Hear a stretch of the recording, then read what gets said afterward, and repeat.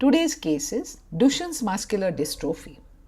Duchenne Muscular Dystrophy is a severe X-linked recessive hereditary disorder affecting skeletal, cardiac and respiratory muscles caused by absence of structural protein dystrophin.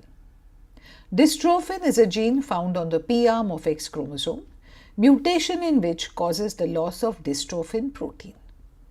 So what is dystrophin protein? Here you are looking at the sarcolemma, the cell wall of a muscle cell. Here you are seeing dystrophin anchoring the actin filaments to the basal lamina that supports each muscle cell from outside with the help of a complex called dystrophin glycoprotein complex. What is all this? Let's understand.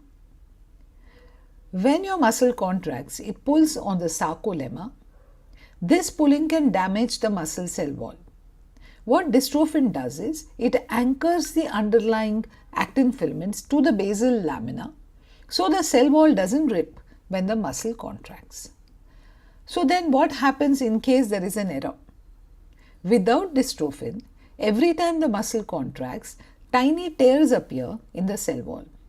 Muscle cells slowly get damaged, they die, replaced by fat and scar tissue.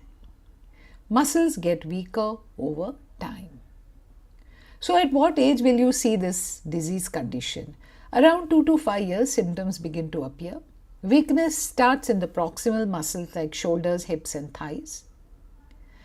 A patient gives history of delayed milestones, frequent falls, imbalance and Gowers sign positive. When the child tries to stand up, he uses his own thigh and knees as support system as he literally walks up to become vertical. The child walks with shoulders and arms held back awkwardly when walking. The spine is acutely curved, gluteal muscles look weak, knees are bent, and the calf muscles look quite thickened, referred to as pseudo-hypertrophy. The belly is protruding, thigh muscles are very thin, and the child appears to be walking on tiptoes.